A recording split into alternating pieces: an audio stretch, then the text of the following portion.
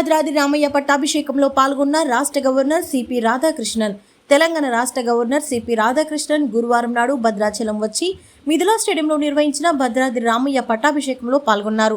ప్రత్యేక హెలికాప్టర్లో హైదరాబాద్ నుండి సారపాక హెలిప్యాడ్కు చేరుకోగానే జిల్లా కలెక్టర్ ప్రియాంక అలా పుష్పగుచ్చంతో స్వాగతం పలికారు.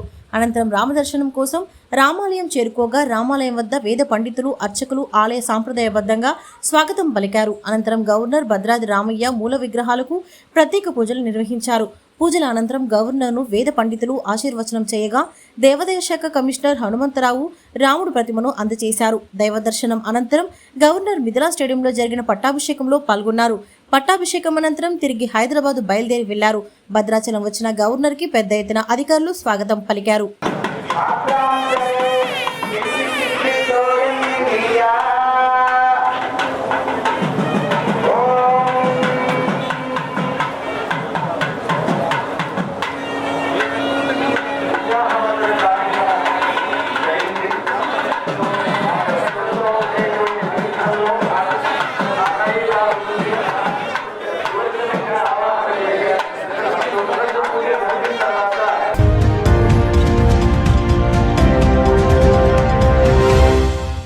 ప్రియమైన 8TV ప్రేక్షకులారా, 8TV తాజా వార్తల నోటిఫికేషన్ మీ దరికి ఎప్పటికప్పుడు చేరాలంటే ఇప్పుడే 8TVని సబ్స్క్రైబ్ చేయండి. ఈ తాజా వార్తల లింకును ఓపెన్ చేసి సబ్స్క్రైబ్ క్లిక్ చేసి గంట బటన్ నొక్కండి. ఇక ఎంచక్కా తాజా వార్తలు మీకు చేరుతాయి.